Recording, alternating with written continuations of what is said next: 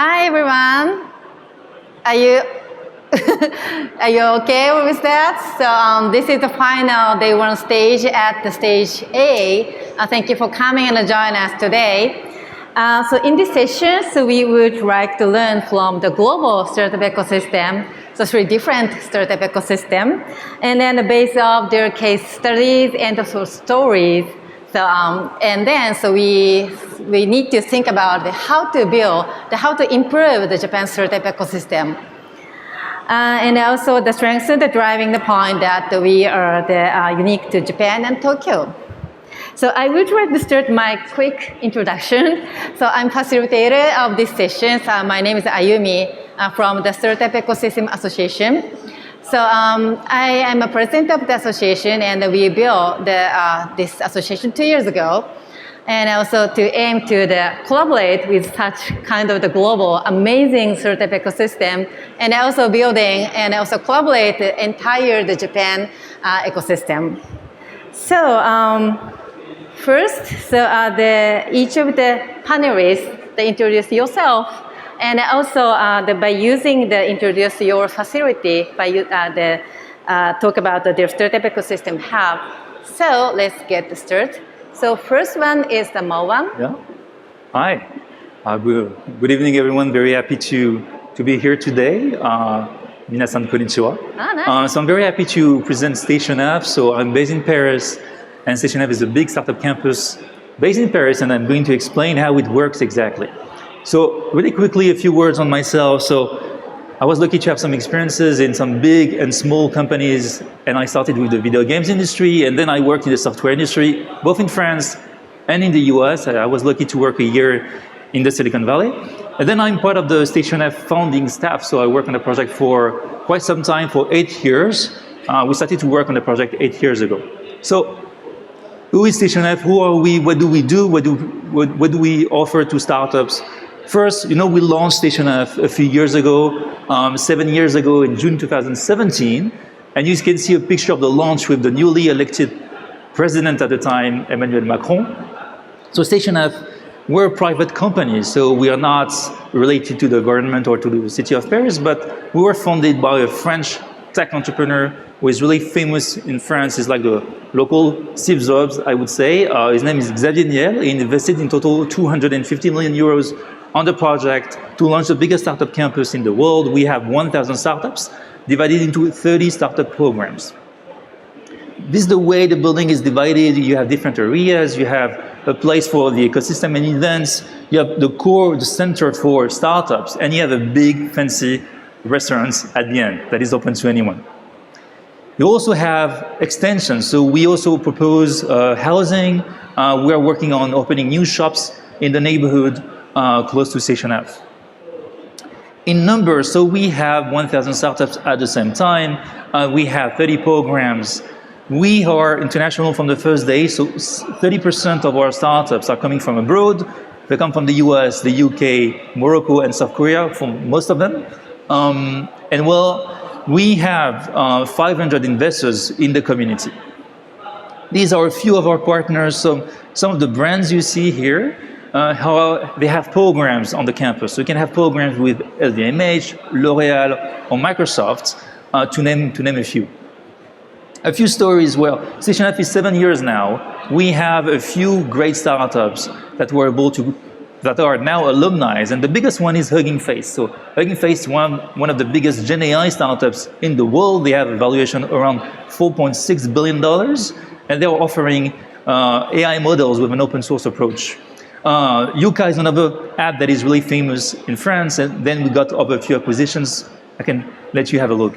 But we have a few domains, a few fields, AI and D-Tech and climate tech at Station F. So Station F is a big place, so it's a way also to showcase the French tech ecosystem. So we want to be seen, we want our startups to be seen, so we want to attract high-profile visitors. So we're lucky to have the CEO of Microsoft, the chief of state of South Korea last year, the founder of Twitter, and also the CEO of OpenAI, Sam Altman, who came last year. You can see a picture of him. Last year, we did a big AI event. It was super packed, super intense with him last May. Also, a few names of people who stopped by last year, some tech leaders, some AI leaders, some VC leaders, like the boss of Sequoia Capital, for example. And when these people stop by Station F, of course, super cool to have them, but we want them to meet entrepreneurs. So it's our best way to provide value to our startups. Also, we're able to attract some chief of states and some ministers, and they come again and they meet our entrepreneurs. And I wanted to conclude this presentation on the latest news on the campus. These news are coming from this specific week. So there's a Station F startup that got acquired by Samsung. Samsung Medicine, that is the medical unit of Samsung Electronics.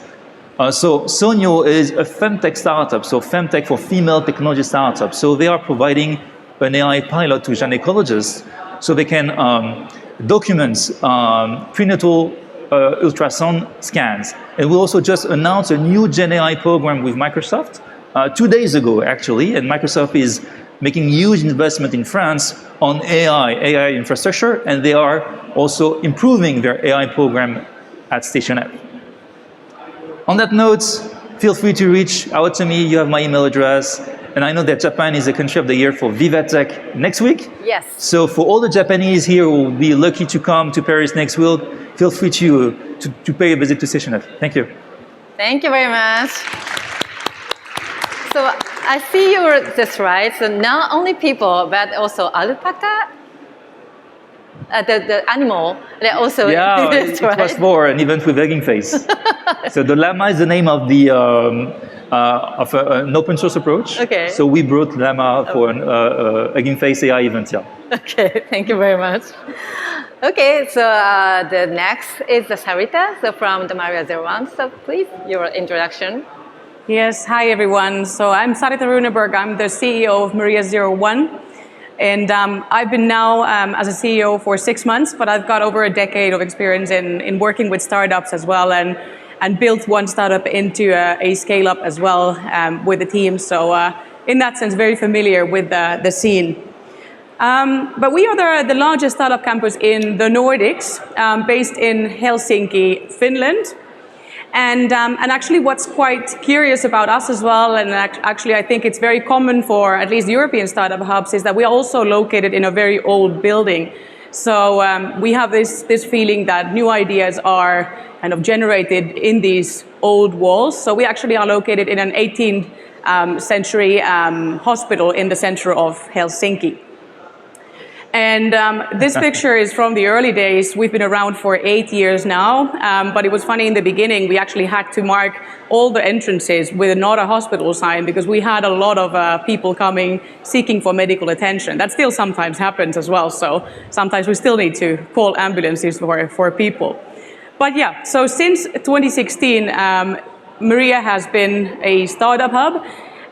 We have 20,000 square meters of space, and in this space we host this community that is built not only by startups, but by investors, corporate partners, and different ecosystem supporters, as we call them. And the idea since day one has been that it is not only the space, it's kind of the community that glues these people together, and in a very Nordic way also is able to kind of make the people meet each other very casually as well. So it's not actually very uncommon that we have, for example, in our public sauna turns startups pitching to investors in the sauna. Very, very, very Finnish. And having, of course, the investors and corporations involved in the community is very relevant for us as well, because they bring the kind of information and the access to capital, and of course the different client possibilities as well. So many of our startups, they partner together with our corporate partners, for example, as well. Industry-wise, we are a very industry-agnostic startup hub in the sense that we don't believe in only focusing on one industry. This is, of course, because of the size of the market, but also because we really believe that when we have companies of different industries, that it really allows for knowledge to be shared. So essentially, it might be that if your company is focused on e-commerce and somebody else is working with gaming, there might be synergies and you might learn something from each other. Because essentially, in the startup ecosystem, we believe that it's really all about who do you know, what kind of support can you get from the ecosystem, and that's what we strive for. Community, like I said, is the key to us. It's really the thing that kind of keeps us together and keeps on kind of bringing new companies to our ecosystem as well, and really sort of brings value to the startups as well. And this, of course, shows in different ways. It shows in a way that people, even though they might be competitors, they are still helping each other. They trust each other, they offer help and resources to each other, and in a way there's this strong sense that if one succeeds, and if the startup ecosystem succeeds, then everybody will succeed, and then we will have more resources and more sort of visibility for the ecosystem as well. There are certain criteria for our companies to join Maria01. So basically, in Finland, Maria01 is known to be the place that if you have your company there, you're actually a proper startup entrepreneur. And actually, as of this week, we've expanded this membership model a bit as well. So now it's also possible for startups to join digitally to our community. So if there are startups here who would like to be part of Maria01 community, we also are making that possible now. So it's already on our website on maria.io if you want to have a look. And this is just to simply summarize why would a startup come to our community. So essentially, our way of working will make it more probable for them to succeed. And we really see this in these times, especially when things are more difficult, or times are more difficult economically as well. So the startup entrepreneurs really see a lot of value in being in a community like Maria01 and getting the support from other entrepreneurs. And there's always somebody who's had the same struggles that they are having now. But thank you. As well, please reach out if you have any questions, and you can find me on LinkedIn or come have a chat afterwards. So thank you. Thank you very much. So unfortunately, I've never visited Maria01 yet. So this is my first priority to visit. You're most welcome. Yeah, thank you very much. Okay, so that's next week. So from the Block 71. So please introduce yourself. Sure. So hi, my name is Liang. I'm from Block 71. I'm the group head of Block 71. I took on this role about 6 to 9 months ago. Prior to that, I spent 15 years in a fintech financial institution. I've also started 2 companies on my own, as well as being an entrepreneur launching the first mobile wallet in Singapore. All right. I'm now part of Block 71. Block 71 is an ecosystem builder, but we are also a part of NUS Enterprise, which is the innovation and entrepreneurship arm of National University of Singapore. Since we are on the topic of startup today, one interesting fact about NUS, right? If you look at the top 100 startups in Southeast Asia, and you look at where the founders graduate from, you'll find that quite a few of them actually graduate from NUS. That's a good testimonial of what we have been doing for the past 20 over years on what we are trying to create an entrepreneurship mindset. And so that's a good point to say that we're in the right direction. Us being a part of a university, when we look at innovation ecosystem, we tend to look from a broader sense of things. From research, we have more than 800 over IP that's available for licensing, including for startups. We also try to build the entrepreneur mindset amongst our students. We have a program called NUS Overseas Colleges, where we send students overseas to intern at startups, not big corporates, but startups. And through the course of 20 years of that program, 20 over years of that program, we have got over more than 4,000 graduates from it. And through them, they have founded over 1,000 startups. And over the last 5 years, there's a focus for us to look at translating our IP into into startups. And we launched a venture building arm called GRIP. And over the 5 years, we have 10 runs. And through them, we have created 150 deep tech startups over those 5 years. And finally, we have Block 71. And I'll talk a little bit more about Block 71 on this slide. So if you look at the black and white photo, that is a photo back in 2010 where the building is an old industrial park, industrial building that's waiting to be demolished. What happened was NUS, together with a government agency as well as a corporate VC, planted the first seed is what is now known as the Singapore startup ecosystem, right? From that one seed, 10 years ago today, is an area of about 7 buildings with about 800 startups in that small space. Economists once say that it's one of the densest packed startup ecosystem in the world. So no prizes to anyone who guess where we got our name from, right? Basically, Block 71 is the building address of that place we are, and we are still there. So over the past 10 years, 10 over years, we have expanded horizontally to across different countries. We are now in 6 countries, 9 cities, and we have also expanded vertically into areas of specializations, right? So we have a maritime center, and we have, as well as a cybersecurity center, plus a few other centers. Oh, by the way, forget about it. We have also expanded to Japan as well. Right, I got to put a note, right? And finally, if you look at over the past 10 years, about more than 1,006 startups have walked through our doors, and why we try to help them to connect to different things, like a lot of incubators does as well, connecting them to corporates, fundings, government agencies, investors, experts, and so on and so forth, as well as among themselves as a community. Quite proud to say that over the past 10 years, on average, about 1 unicorn a year went through our doors during their early days. So with that, thank you very much. If you do come to Singapore, if any startup wants to expand to Singapore or Southeast Asia, give us a shout. Thank you. Thank you very much. So as you said, you also have already had several collaboration with Japan, the city, and also I saw the news article about the JR, the East, so to collaborate in the Shinagawa area, I guess, in the future. Kanagawa. Right. Takanawa, yes. Takanawa. Yeah, that's really looking forward to it. And then, so as I said, I'm the facilitator today, but I also, on behalf of the Tokyo Metropolitan Government, so I would like to introduce the Tokyo Innovation Base as one of the new startup ecosystem hub in the world. So, have you ever visited the Tokyo Innovation Base before? Oh, wow. That's nice. Everyone. Oh, more than I expected. That's great.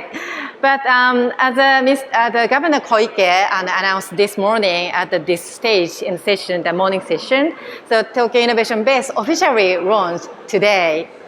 Thank you very much. So the Tokyo Innovation Base is becoming a node. We aim for that, and collaborate and connecting a lot of the stakeholders, including the kind of the global startup ecosystem hub, and also Japan, local, and other stakeholders one place. So this is the place to go at the first if you have if you're looking for something new or looking for some person or information for that. And there is a 4 key pillar, strategy pillar in the Tokyo Innovation Base. Then the first is a global, obviously. So the startup ecosystem need to go global and also connect to the global things is more important things. And other thing that is a growth. So startups, helping startup business growth is the more important thing. So maybe you also have several the startup acceleration program in your facility. And third one is a collaboration. So they collaborate with the global ecosystem hub and also collaborate with like us association and the government, the other local government is more important thing. So it's the key third pillar of that. And the last one is the connect. So same as the collaboration and also global things is the connect the people, organization, and also the information is more important thing. So the Tokyo Innovation Base, the launch that had a kickoff the event last November, end of the November. So from that the point, so the Tokyo Innovation Base invited 25 countries and also 145 organizations, and in total 425 people come to the Tokyo Innovation Base, including Station F, Mario 01, and Block 71. So we also had another meeting a few months ago, and also at that time, so maybe just under the construction, but now so just we officially launched. So also not just visited the Tokyo Innovation Base, so Tokyo Innovation Base also had a lot of events organized.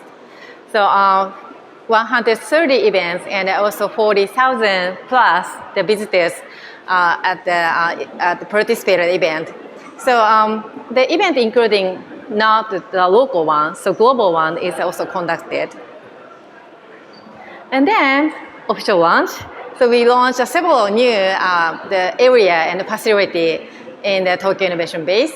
The biggest one is I think the big screen, so like this. So startup can use every time, so to more than like Steve Jobs presentation in front of the big screen. And also launched the third floor, so it's very new. So maybe the global accelerator come to the salon area to have an acceleration program or workshop, something like that. And also the Tokyo Innovation Base also invited DMM Akiba. So it's kind of like a manufacturing the system. So it's the different. It's kind of like a secret-based area. So it's slightly hard to find that, but it's worth to find it. And also next to the Tokyo Innovation Base, they also launched the shop area. So the startups, so they're launching and delivering the B2C products, something like that. So maybe people can try at the area. So that's the new launch, the facility at Tokyo Innovation Base. Maybe after this session or tomorrow or after Sushi Tech Tokyo, maybe everyone can go to the Tokyo Innovation Base. So so we are diving into the topic the session. So I think we can speak about these topics more than 3 hours, 5 hours, whatever. But I focus on the several topics to talk about. So how to learn each other, or also how to collaborate each other in the future. So my question is that what is your primary focus in your ecosystem building at each of your hub? For example, sometimes it's important things who to involve to the ecosystem or who to not involve, or what is the taking care of the ecosystem, the person, organization, whatever. So let me ask your opinion. So Marwan, at first. Okay, you want me to start? Well, from the first days, we only have one focus, the startups. So we're a private company, but we only focus on startups and entrepreneurs' needs. So it means that as part of the ecosystem builder, we want to put entrepreneurs at the core of what we're doing. Mm-hmm. So it means that when we started to work on the project, so a few years ago, we discussed with many entrepreneurs to understand their needs, to understand also the shape of the French ecosystem and of the Western European ecosystem, to understand exactly how we should put them at the core. So they had different needs, and they are still having the same needs. And for example, they wanted to be visible. So when you launch a business, when you launch a young company, you want to be seen as someone credible. So you need a stamp. So when you're selected by a program, you have this stamp. And by building, such a big place like Station F, it's a way to showcase them. It's a way to make them visible. Also, they wanted to have an access to funding, and some of you mentioned the VC access. So we built a VC community and also a big demo day that we call the Future 40. where we select the best startups so they can meet the best investors, and not only the French ones, but anyone. And also, on the French ecosystem, a long time ago, we wanted to make corporates and startups closer because the French corporates were not truly working with entrepreneurs. So out of the 30 programs I mentioned, 1/3 are managed by corporates. So it was a way to give to entrepreneurs some resources for go-to-market. And then the last focus we have is to make sure that your ecosystem is alive. So your ecosystem platform has to live. It means that you need to adapt to new trends. So for example, right now at Station F, we have 3 main focus: AI, climate tech, and quantum computing. So it means that we are always launching new programs in that domain. So AI, for example, we have Microsoft and Meta. Quantum, we launched a new program last year. And climate tech, we're doing a ton of new programs and events. So this is how we try to have a focus, but entrepreneurs first, and the rest come naturally. That's nice. So just focus on the startup, but also keep updating the theme or the topic or something like that. All the time, because the beauty of the tech ecosystem is it's changing rapidly. That's nice. And also, I heard that the application form for the Station F is really long. Is it right? Maybe it takes 30 minutes. So you need to show some motivation, of course, because if you want to be in one of the programs, you need to apply, you need to be selected. So you need to showcase your MVP, some KPIs, and your background as a founder. That's nice. So from the startup point of view, so they want to be a member of the Station F, but also they focus on the business, so improve or growth in the Station F. Yeah. So that's right. Exactly. Okay, great. So how about the Maria 01, Sarita? Well, I have to say that I couldn't agree more to what Marwan just said. So we have a very similar focus as well, that everything that my team does or everything that we do as Maria 01 is always focused on the startups. So every single thing that we implement or every single thing that we introduce to the campus, it always has to be based on the needs of the startups. And this is something that we do through data, of course, because we very early on noticed that startups, when they come to Maria 01, they also fill in this quite a long form and actually a second form as well. And they have to really justify why they would want to be a member of our community. But actually, because they are startups, so that data often changes very quickly. Because, I mean, in 2 months, the startup might have pivoted 3 times already. So therefore, we've introduced a model to gather the data more frequently. So every single team member that I have in my team has a certain amount of companies, startups on their responsibility. And we have this very personal, very recurring communication together with the startups to understand what are their pain points, to gain their trust, and to really be up to date on like what are, for example, the challenges that they are facing right now, so that we then can, through different services, different partnerships, different events, be able to provide them all that data. So for example, just recently, one of the topics that came up was that many startups were struggling with sales. Finland is very good in engineering, but we're actually not very good in selling the good products that we're making. So therefore, this is now a big focus for us, that we're bringing a new partner to help our startups in that sense, and also plenty of trainings and stuff like that as well.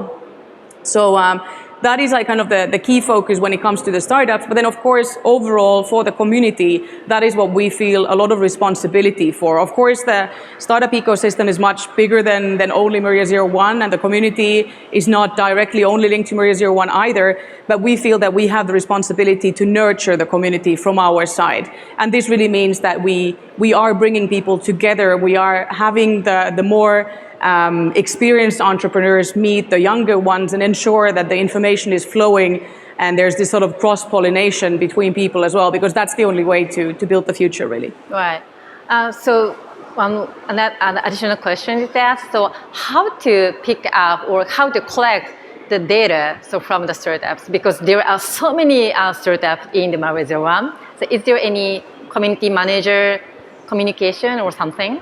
Yeah, we of course do that digitally through different surveys, but this whole setup for this new program that we have for the data gathering really is based on personal relationships. So in that sense, every single startup, their founders, their CEOs, they have a physical contact person in my team. So I, for example, have companies on my responsibility as well that I get to meet on a regular basis, and then we have a way of inputting that in our system. But of course, we do have a community manager as well who's focusing on nurturing the community in general.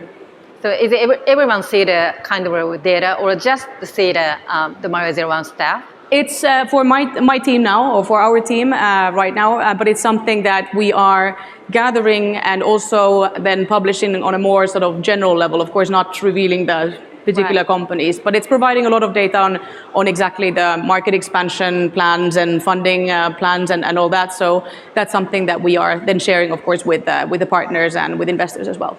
Right. The reason why I'm asking the question is because the community is very important for the Mario01. So not only the community manager, but also everyone contributed and also know each other more frequently. So maybe that's building a great community. So just imagine. So.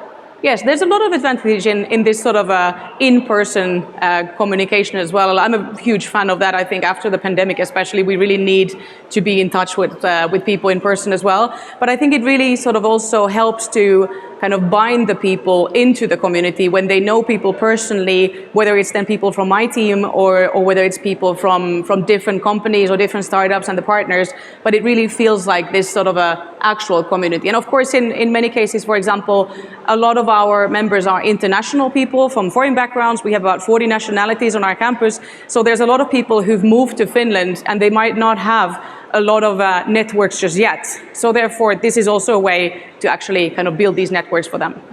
Great, thank you very much. So how about Block 71? So I think there's a common thread here. I think our primary core focus is always on the startups. It's very similar to both of them. That doesn't change for us, but over time, we also see, especially during this funding winter, right, that startup, the criteria to get funded the bar has raised, and so startup really need to show their path to profitability and stuff like that. And there's a need to help them in the sales, like what you say. So we are very focused on trying to look at our value proposition to our startups and how do we build better product and services to support them so that they can be more successful.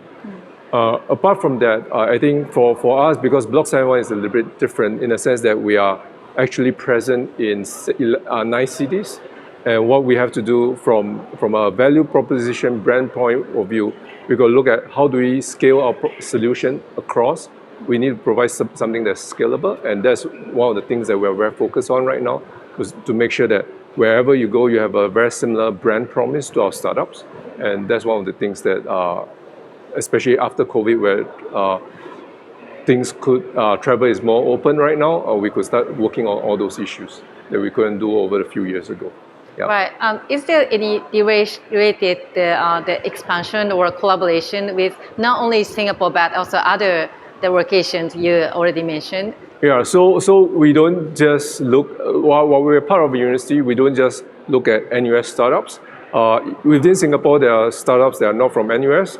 They're Singaporean, but we also get overseas startups who want to expand into Singapore or Southeast Asia as well.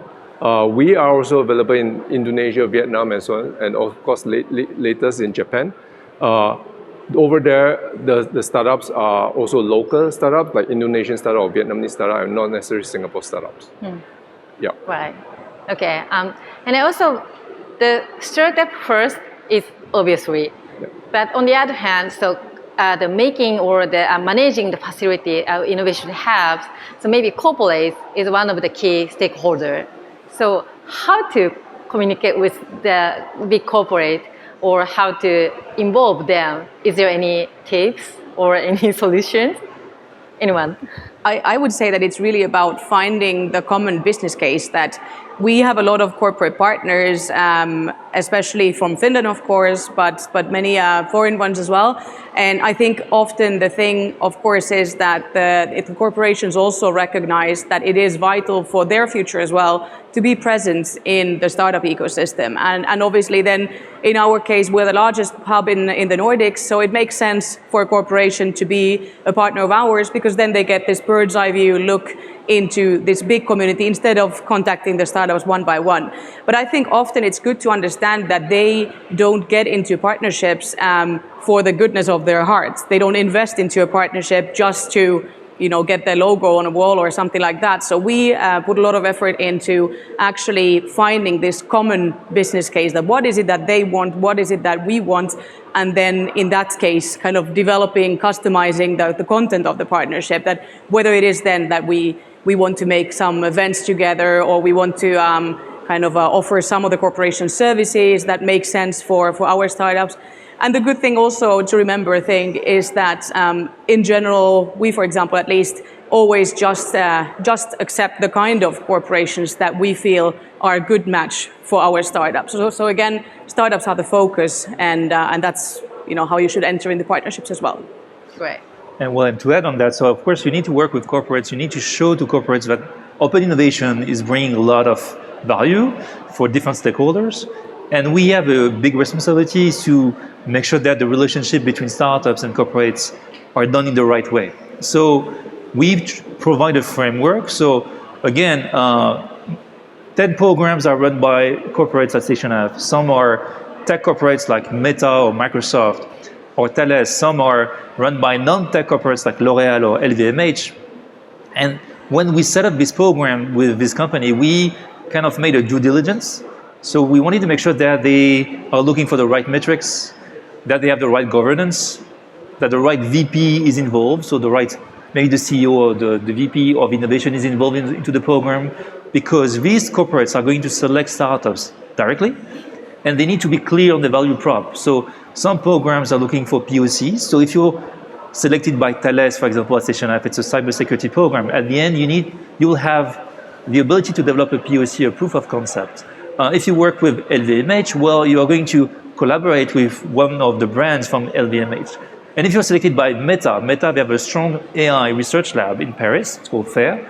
So you will get some technical help and capabilities from Meta. So our role with the staff is to make sure that they have the right metrics, the right governance, so startups will have the right value out of the relationship. Great, great.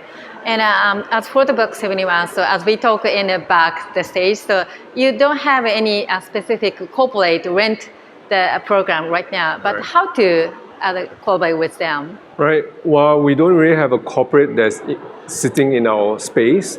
We do run programs as well with corporates. So right now, actually, we are also in Concord right now at this point in time. We're actually having a Gen AI program with Microsoft as well. The demo day will be end of this month in Singapore at one of our festival, InnoFest. So I'll take the chance to promote. But besides that, besides the programs where we run with corporates, we do have some very strategic partnership with corporates in the countries that we operate outside of Singapore. So in Indonesia and Vietnam, for example, we have, in Indonesia, we have partners with Salim Group, which is one of the biggest conglomerate in Indonesia. And in Vietnam, we have a strategic partnership with Becamex, which is one of the biggest business park developer in Vietnam as well. And then we work together to promote Block 71 and the startup ecosystem in their respective countries and cities. That's nice. So it's a very different model in that sense. Yeah. Right, that's really nice. Great. And so I would like to ask a lot of things to do, but we also have only 5 minutes to this session. So the last question is that, so what is the expectation to Japan and Tokyo? And also, is there any the future collaboration strategy or plan if you have? So please share for that. If you okay. I'll go first, sure. So very excited about Japan's plan. So if I'm not wrong, Japan has this startup development 5-year plan that was will establish 100 unicorns and 100,000 startups. I'm very excited. Over the past year, we have met with many Japanese delegates coming to Singapore to visit Block 71. I expect, I know this is just the initial conversation. I expect the following next few years to have a lot more call to actions going on. I think that will be very fabulous for the ecosystem in Japan. Block 71 itself is also in Japan. We have partnership with Aichi government as well as JREs, and we are looking to start working with a lot more collaboration with all parties in Japan. Last year, we started our first run where we sent Singapore startups to Japan for those who are interested to expand in the Japanese market. We also hosted a bunch of Japanese startups in Block 71 as well. So I will see that more going on in the future as well. So very, very excited about the opportunities. That's nice. Exchange program is very nice. Yes. Great. So how about Sarita? Yeah, I have to say that I'm very excited about what's happening here in Japan and in the Japanese startup ecosystem as well. We've actually been collaborating with different Japanese organizations for quite many years already as well, and we've been having partnerships with Japanese organizations, I think at least for 3-4 years already. And I think it's, especially coming from Finland, it's very interesting to see what kind of an ecosystem is being built here and what kind of companies are coming up from Japan, because I think Finland and Japan have very much in common. The culture is very, very similar, and also we have very similar challenges in terms of the population aging and so forth. So I think there's plenty of opportunities for both countries and for companies from both countries. So we're really looking forward to seeing Japanese startups also expanding to Europe through Finland then, and then of course having our companies then come and enrich your market here. That's nice. I heard that Finland is the closest European country from Japan. So it's easy to go to if they want to expand their business in Europe and Finland as well. So maybe some exchange or the delegation plan or strategy should be work. Absolutely, and we are receiving a lot of Japanese delegations in Finland as well, and happy to have everyone welcome to visit in Maria 01 as well. So nice. So, the Marwan? Well, on my side, I would love to see a Japanese way to develop startups. So I want the local ecosystem to be Japanese, to rely on the local strength. So there's no need to replicate or to mimic what was done in other countries or in the US, for example. We never wanted to be or to duplicate what the Silicon Valley is doing well. We're not Americans, we're not based in California, so we wanted to have a local approach to launch a platform based on the local needs. So I'm expecting the same thing here, so I'm super excited to see what is currently being developed in Japan, and also would love the Japanese ecosystem to be truly international and attractive. I mean, Japan for me is a strong cultural power. I grew up with the Japanese pop culture. Many French people grew up with the Japanese pop culture, so the country is really attractive for many people. So you need to be able to attract many talents from the region, but also from overseas. So can't wait to see the next unicorns from Japan. Can't wait to see the Japanese ecosystem next week in Paris. Yeah. It will be a strong moment for the two ecosystems will meet. But yeah, I mean, you have a huge potential here. That's great. And also, some of the Japanese startups also they joined the Station F program already. Yeah, exactly. Last year, in November, we had 2 weeks of programs with Japanese entrepreneurs. So they were able to discover the European ecosystem. So we made special sessions for them. And now you have one startup that is joining the LVMH program soon. So happy to see this. Nice. So there is a lot of opportunity for the entire startup ecosystem. So once again, so the session, the purpose is that to learn from the global fantastic ecosystem. So maybe Tokyo, the Tokyo Innovation Base as well. So improve more and more, and also the collaborate more strong the relationship with you guys in the future, in the near future. I hope so. So that's the conclusion of this session. Thank you so much once again, and please get a big round of applause to them. 大きな拍手をお願いします。Thank you. Thank you.